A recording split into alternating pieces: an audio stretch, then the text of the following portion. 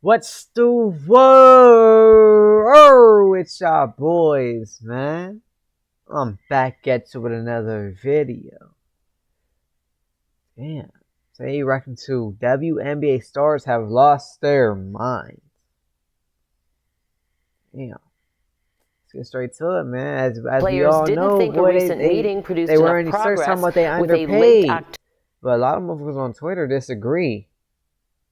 But who do y'all think is in the right or in the wrong, huh?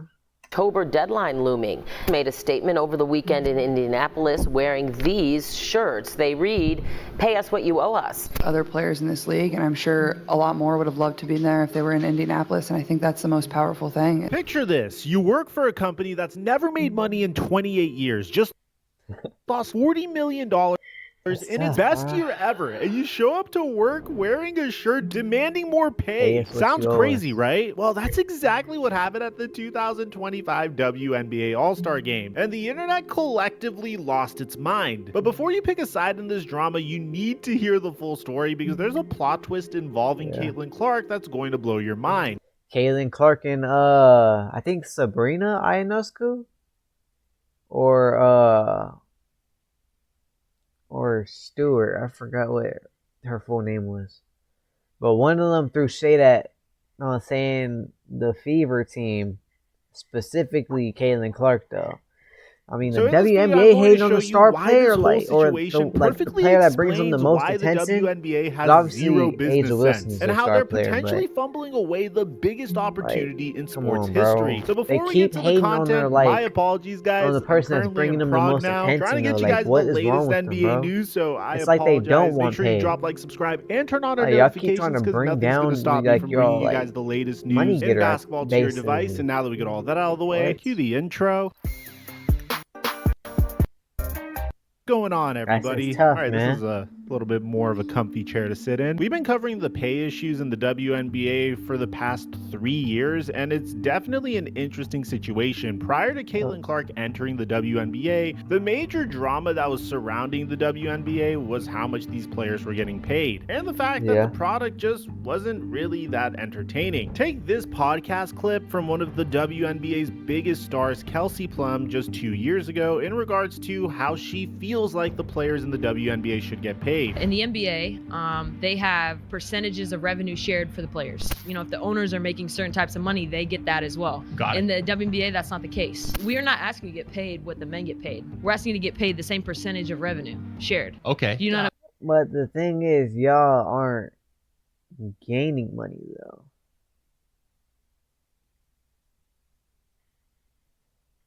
Like, y'all aren't gaining any like profit.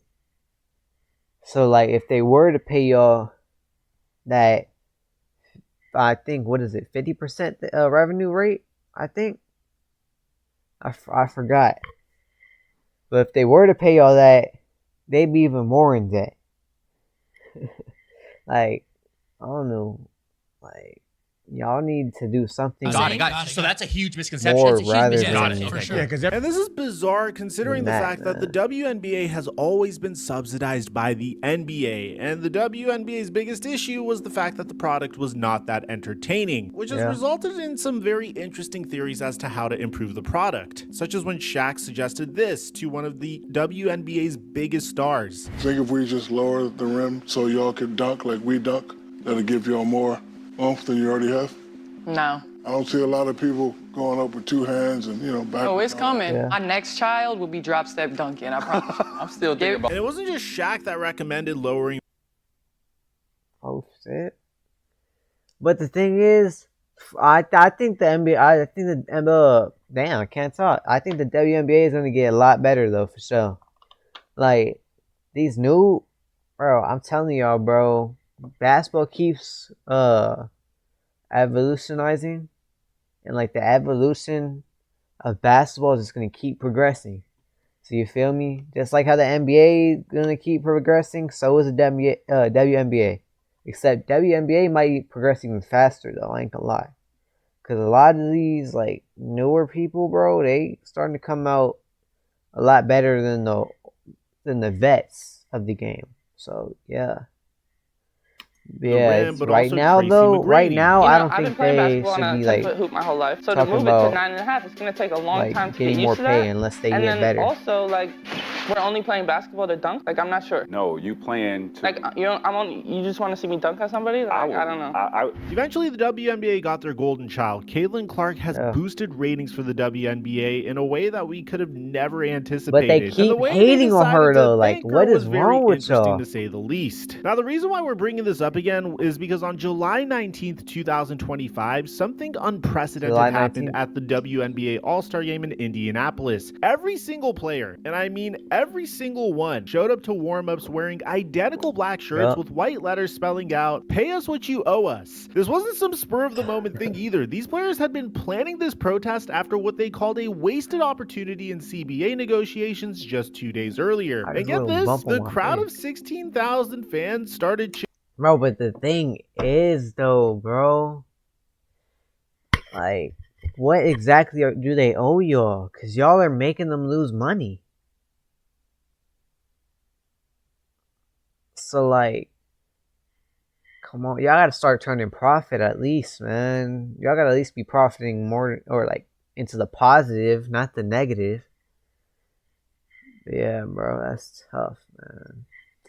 chanting, "Pay them" so loud. Hey, but people on Twitter were talking about, if they pay y'all what y'all owe it, or if they pay y'all what they owe y'all, you would be paying them back your money. Like, bro, that's crazy, bro. Them motherfuckers some trolls on Twitter, bro. During the MVP ceremony, that players actually got chills. Nafisa Collier, who won MVP that night and is also the union VP, explained their position. We get a very tiny percentage of all the money that's made through the WNBA, which obviously is through our entertainment, the entertainment we provide, and so we want a fair and reasonable percentage of that.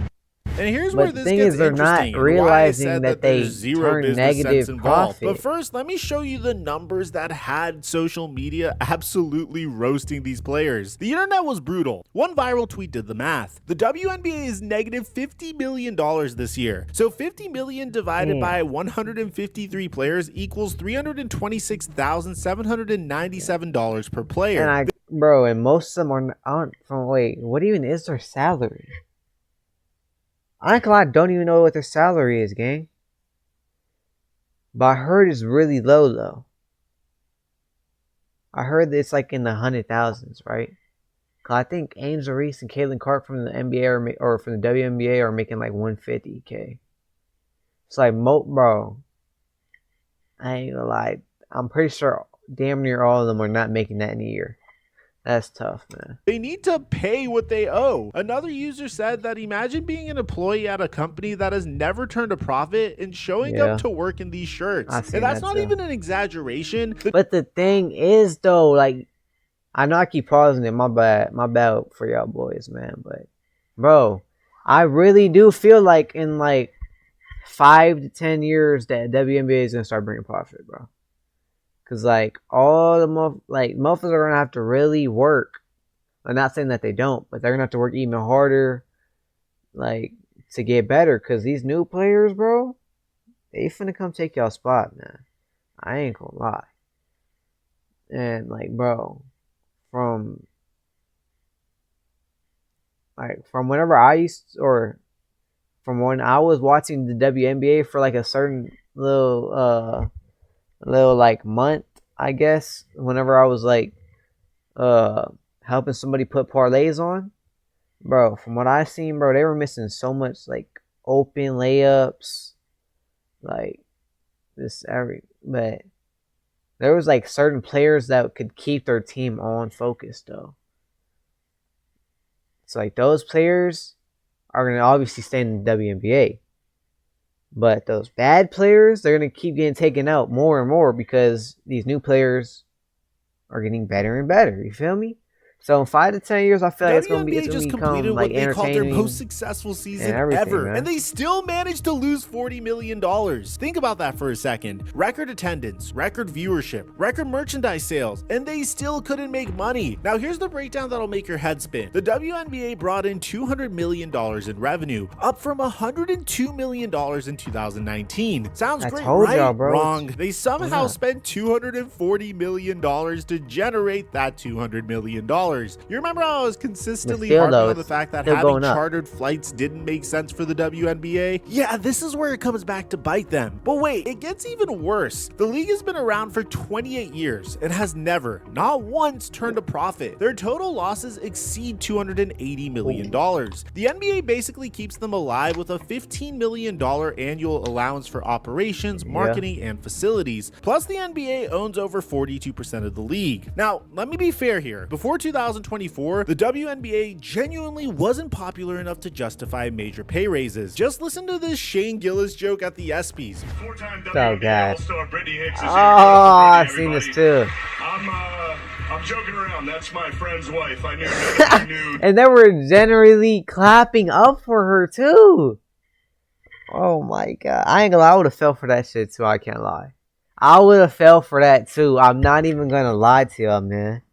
I would have most definitely. Come on, bro. Like, who's really watching the WNBA? Like history? Like, you know how motherfuckers know the 90s, the 80s, the 70s. I'm not gonna say even lower, cause bro, I don't know most motherfuckers that really know anything about the 60s, but like from the 70s and up, people know about that stuff, man. People got real knowledge, but on WNBA, it's been out for 28 years, right? So it's like, do you think people know about WNBA early 2000s? Like, do you think was really like? There might be like 100, like somewhere in the hundreds of people that know that. Not really though, bro. WNBA players. The crowd literally fell for it because nobody knew any of the WNBA players. But here's where it gets interesting. Dave Portnoy, and trust me, he's not exactly a WNBA fan, made a crucial point about those financial numbers. The finances of the league are a mess, tied in with the NBA and purposely murky. The owners don't want to say how the league is doing because then you gotta pay more going into the bargaining agreement. And now these players want what exactly? Yeah, Currently, exactly, WNBA players get 9.3% of league revenue. That's about $20 million split amongst all players. NBA players get 50% of their league's revenue. So the WNBA exactly, but the thing is, with the NBA, they make it more entertaining. Like, people really want to watch that. Loses the NBA money each and every year, which is why fans have suggested that the WNBA is just a glorified tax write-off for the NBA. Now you might be thinking, Mike, Maybe the players have a point about revenue sharing. you know what? Maybe they do. But here's what really exposes their lack of business sense. I mean, and they that's could how really they've bring it up treated to like the one person 15%. who's actually Is that what bringing they in that want? revenue. And trust me, this story is going to make you question everything about how this league operates. Caitlin Clark didn't just impact the WNBA in 2024, she basically saved it. The numbers are absolutely insane. Indiana Fever games with Clark averaged 1.18 million viewers. Every other WNBA game, 394,000 Exactly, viewers. That's like, a come 3x on, bro. multiplier They're, for one like, player. I ain't gonna lie, most of these girls are 19 just Fever games jealous. topped 1 million For real. viewers. Only 3 non-Clark games hit the mark all season. The Fever's total attendance was 643,343, a 182% increase in the first team ever to exceed 300,000 home fans. Her jersey sales ranked number 2 in all of basketball. Not the WNBA, but all of basketball. Behind only Steph Curry and ahead of even LeBron James. The league made sure that 36 of 40 Fever games were nationally televised, more than some championship teams get. So you think that the league would protect their golden goose, right? You think they'd make sure she was treated well, marketed properly, and given every opportunity to succeed? Well, you'd be wrong, because what happened to Caitlin Clark in 2024 was a masterclass in how not to run a business. The treatment that Clark received from other players was straight up embarrassing for a professional league. On June 1st, 2024, Kennedy Carter hip-checked Clark off the ball for no reason, allegedly allegedly calling her an expletive first. The refs initially called it a common foul for this play, before upgrading it to a flagrant one later. Carter's response wasn't necessarily the greatest either. After the fever. Oh, wait. I'm finna check right now. I ain't gonna lie. I'm finna check right now. Is he still in the league? I didn't say anything. That's enough. We finna check.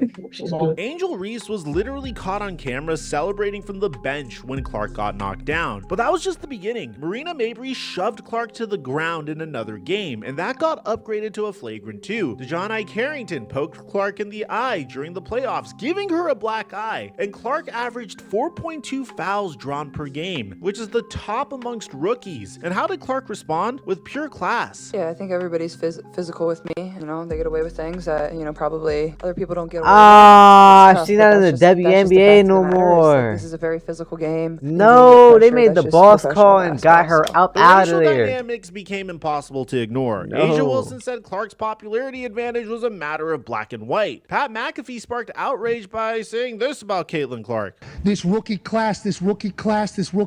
Nah, just call it for what it is. There's one white for the Indiana team who is a superstar. Clark addressed her privilege head on in Time magazine, saying, as a white person, there is privilege. This league you can't make it on black players. She consistently called out racist fan behavior. You can't make it all using my name to push those agendas. It's disappointing and it's not acceptable. So let me get this straight. How are motherfuckers so obsessed with race, bro? Like, we're all one species. What the fuck? Like, motherfuckers like real deal hate a whole nother race. Just because of stereotypes they think. Like, what? WNBA has one player who's single-handedly responsible for tripling viewership. And it always be the saddest motherfuckers, bro. It always be the bummiest motherfuckers, bro, with nothing to do. To let other You know what I'm saying? Only on the internet all day. You know what I'm saying? No friends, no money, no job, no car. Like a punching bag while demanding she apologize for her success. But here's the kicker that really shows you how backwards this whole thing is. Caitlin Clark was the #1 overall pick in the 2024 draft that saved the WNBA's 2024 season. She made $76,535 in her rookie year. Her 4-year contract is worth $338,000. Victor Wembanyama, on the other hand, the #1 overall pick from the very same draft for the NBA, made $12.1 million in his first year with a 4-year deal worth $55.2 million. Wemby earns 163 times more than Clark. The current WNBA salary structure is a joke. The minimum is $66,079 for rookies. The average is $102,249 and the supermax is $249,244. The entire team's salary cap is $1.46 million, less than what most NBA bench players make. But granted, the WNBA season is about 2.5 months. And this is why about 50% of WNBA players still play overseas despite the risks. Diana Taurasi made $1 million in Russia, 14 times her WNBA salary. Brittany Griner earned $600,000 for a 4-month season in China. Players can make $175,000 to $600,000 plus overseas compared to their WNBA paychecks. Now you might be thinking, okay, Mike, the salaries are low, but maybe the players have a point about getting more money. And you know what? I actually agree with that. But here's where their business sense completely falls apart, and why this protest shows they have no idea how to actually get what they want. The current CBA expires on October 31st, 2025, and the players opted out back in October of 2024, literally right after the finals ended. They're seeking what they call a transformational change. Here's what they want: salary caps of $4 to $5 million per team and individual salaries up to $1 million. That would be roughly triple or quadruple their current levels. Now, to be so they're expecting, hold on. So if triple to quadruple, right? So are they expecting right now? They're at what, 9 point? I think you said 9.9% of the revenue. So what? They're expecting 40%. Fair to the players, this is the first time in the league's 28-year history that they've had real leverage in CBA negotiations. For 25 plus years, the league has dominated these negotiations. The league's popularity has skyrocketed. TV ratings have gone through the roof. Ticket sales have increased. Jersey sales have ballooned. The WNBA is objectively making more money than they did 5 or 6 years ago. The July 18th meeting in Indianapolis included all of the young stars: Caitlin Clark, Angel Reese, Paige Becker, transfers alongside the veterans, Breanna Stewart didn't hold back. It was a wasted opportunity. Based on their most recent proposal, we just aren't able to get to a place where we're actually even talking about the same thing. Our first offer and then their counter was like black and white. Their commissioner painted a rosier picture, calling it constructive and saying she was really optimistic that we'll get something done that would be transformational. But she kept emphasizing that they need to balance player compensation with team profitability. Here's where players show that they have absolutely zero business sense. They're demanding NBA level revenue sharing from a league that's never made money. But instead of focusing on growing the pie, they're fighting over crumbs. Look at what actually drove the WNBA's success in 2024. You don't have to be a genius to figure it out. It wasn't the veteran players who've been there for years. It wasn't the established stars. It was one rookie, Caitlin Clark, who brought in millions of new fans and viewers. And how did the league and players treat her? They let her get bullied, minimized her impact, secluded her from the Olympic Games, which could have been a huge stream of new eyeballs to the product, and made everything about race instead of basketball. Charles Barkley called it out perfectly. These ladies, and I'm a WNBA fan, they Like, cannot most of them have were like jealous this though. Like, Caitlin bro, Clark that shit is thing crazy, dude. any worse if they tried. There's been so much negativity, and a lot of it is just petty jealousness. What's bad is instead of talking about all the good things happening in the WNBA, we're talking about negativity. Now, here's where they could actually be a reasonable middle ground. What if the league just paid players enough money so they don't have to go overseas? That could be a massive win-win for everyone. The WNBA gets to keep their salaries relatively reasonable, players get enough money to stay in the US full time, and the league gets to keep their talent here year-round to build the brand. Meanwhile, Clark made $11.1 million in 2024, but only $100,000 came from basketball. The rest was from endorsements. $28 million from Nike over 8 years, deals with Wilson for signature basketballs, and various other sponsors. That's the business model right there. Instead of fighting over revenue from a league that loses money, focus on building individual brands that can command serious endorsement money. But instead, they chose to alienate the one player who proved it was possible. But here's the plot twist I promised you at the very beginning. There's actually a massive opportunity coming that could change everything if the players don't blow it. Starting in 2026, the WNBA's media rights deal jumps from $60 million to $200 million annually through new deals with Disney, NBC, and Amazon. Add potential CBS renewals and it could hit $260 million plus. The $140 to $200 million increase could theoretically turn that $40 million loss into a $100+ million profit overnight. Suddenly, those player demands for higher salaries start to make a little bit more sense. But here's the problem. If those CBA deals reached by October 31st, we're looking at the first work stoppage in WNBA history. The Toronto and Portland expansion plans get disrupted. 80% of players become free agents with nowhere to sign. Multiple All-Stars have mentioned that they're prepared for a lockout. The new rival league, Unrivaled, bro, but the thing is, if they lock out, there's a chance they don't even bring the WNBA back, bro.